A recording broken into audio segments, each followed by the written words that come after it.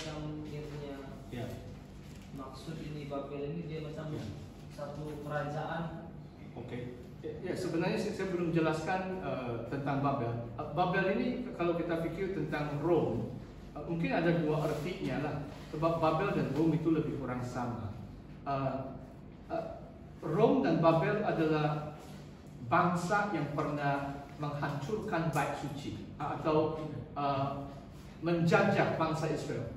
Jadi kalau itu tadi itu perempuan Babel ini dia mabuk dengan darah orang kudus, macam dia penganiaya gitu. Jadi kalau disebut Babel,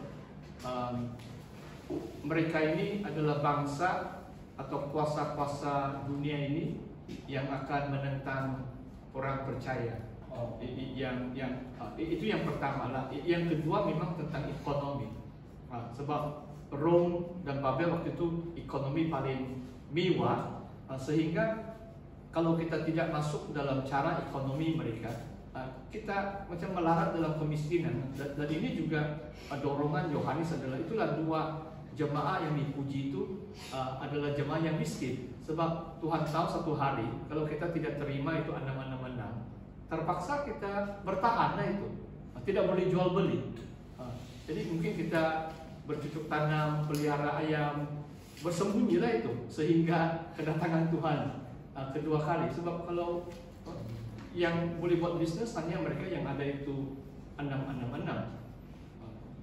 Jadi itulah Babel itu adalah yang menentang orang percaya, dan juga kuasa ekonomi itu begitu macam menindas orang yang tidak ikut cara mereka, akan terpinggir daripada kemakmuran, dan jemaat Tuhan disuruh untuk bertahan meskipun dalam kemiskinan. Itulah Tuhan puji Smyrna, Philadelphia, kekuatan yang sedikit. Smyrna itu secara jelas kamu miskin namun kamu kaya, begitu kan.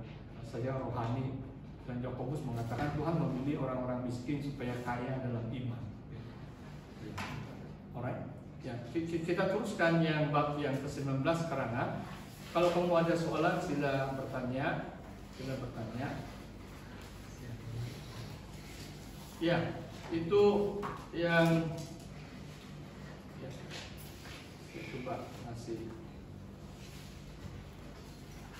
Ya, bab 19 chorus atau pujian haleluya dimulakan dengan pujian kejatuhan Babel atau pelacur besar itu. Jadi Tuhan menghukumlah itu. Dia membalas darah hamba-hambanya. Maksudnya pelacur besar ini mungkin kuasa ekonomi didukung oleh kuasa politik, so dia menunggang untuk binatangkan. Di antara sasaran mereka adalah orang percaya. Dalam Injil Matius, Yesus berkata, semua bangsa akan membenci kamu. Semua bangsa-bangsa akan membenci kita. Jadi akhir zaman menuju ke arah itu. Orang Kristen akan dibenci. Jadi sasaran. Dalam banyak hal kita tidak mau terima, tidak mau sembah itu patung, kita tidak mau terima itu cara ekonomi. Itulah sekarang kan, kalau zaman Covid kan, semua pun mau online Zoom kan. Itulah mungkin cara iblis memang menggunakan teknologi untuk menguasai dunia ini. Tapi sekarang memang belum sampai ke tahap itu. Memang kita masih gunakan teknologi termasuk untuk menyebar Injil dan kebenaran firman Tuhan. Tapi satu hari kelak, firman Tuhan juga mengatakan keluar dari Babel, keluar dari kuasa ekonomi atau kecanggihan teknologi dunia, sebab Antikristus akan menggunakan semua itu untuk memerintah dunia. Dan kita lihat 4 kali haleluya, ada perjamuan kawin anak domba. Pada suara himpunan orang besar banyak, ayat 6 sekarang, ayat 6. Nah, bersukacita, bersorak-sorai, perkawinan anak domba telah tiba, pengantinnya telah siap sedia. Yang disebut tentang mempelai perempuan adalah mereka yang memakai kain linen halus berkilau-kilauan yang putih bersih. Ayat 8. Tapi itu pun hanya simbol saja, lambang saja. Sebab diterjemah terus kan, ditafsir terus. Linen halus itu adalah perbuatan-perbuatan yang benar dari orang kudus. Maksudnya kalau kita mau menjadi sebahagian mempelai perempuan yang akan masuk perkawinan anak domba, kita harus buat hal yang benar, jangan buat hal yang tidak benar lah itu. Sebab hal yang benar itu adalah kain linen putih bersih. Ya, itulah mungkin tradisi kalau bride atau pengantin perempuan tuh baju dia pakai bukan hitam kan, tapi dia pakai putih kan. Sampai hari ini kalau orang kawin tuh, kalau perempuan tuh the wedding dress itu mungkin hampir semua budaya pakai lenan putih. Itu menggambarkan mungkin kesucian dan dia adalah orang benar dan sebagainya. Itu tradisi dari firman Tuhan. Sampai hari ini orang kawin kebanyakan budaya bangsa, pengantin perempuan itu pakai baju putih, jubah putih, dia punya wedding gown itu putih. Begitu. Ini sedikit yang memang berbahagia mereka diundang ke perjamuan kawin anak domba, dan saya sudah sebut bahwa perkawinan itu berlaku waktu kita diangkat di awanan, waktu Yesus datang ke dalam dunia. Memang saya tidak tahu kalau Tuhan sudah turun, mungkin itu pesta itu diteruskan, itu kita tidak tahu. Tapi permulaan dia adalah waktu kita diangkat di awan, itulah perkawinan anak domba. Maksudnya ada satu pesta yang besar di udara, di awanan, dalam beberapa hari. Sebab sangkakala ke-7 itu disebut sebagai hari-hari sangkakala yang ke-7. Kalau dalam bahasa aslinya, the days of the seven trumpet, bab 10. Okay. Hanya beberapa waktu saja.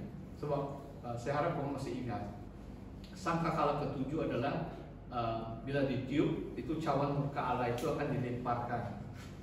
Beberapa hari selesai sudah itu. Dan pada akhir peniupan sangkakala ke-7, Yesus akan turun ke dalam dunia. Itu merupakan sangkakala yang terakhir, itu sangkakala yang ke-7. Oke, ada pertanyaan kamu sebab kita mau fokus sudah ini kedatangan Tuhan Yesus yang kedua kali sudah sekarang. Ayat 11. Perkawinan domba, boleh paham? Ya, bagi saya, tafsiran saya adalah itu di awanan waktu pengangkatan itu. Begini kan tuh. Ya. Ya. Itu juga kalau kita lihat Tesalonika, perkataan menyonsong. Okay. Adalah kita keluar dan bersama-sama kembali. Seperti budaya orang Yunani dahulu kala atau Romawi, kalau pembesar melawat sebuah kota, penghuni kota itu akan keluar sampai kadang-kadang berpuluh kilometer. Mereka akan jalan untuk menyambut, menyonsong itu, dan bersama Maharajaka atau pembesar itu, utusan Maharajaka, sebagai tanda hormat membawa mereka pengunjung kota itu masuk ke dalam kota. Jadi mereka bukan penghuni kota. Jadi ini satu lambang pengangkatan. Kenapa kita angkat di udara? Sebab Yesus turun dari surga kan. Jadi memang melewati macam angkasa. Itu nanti kita lihat, sudah terlipas. Tapi boleh juga kita kembali kepada bab 17 di mana ada ayat mengatakan mereka mau berperang melawan domba. Bagus kita kembali itu. So ayat itu menarik. Mari kita kembali dulu bab 17 itu yang disebut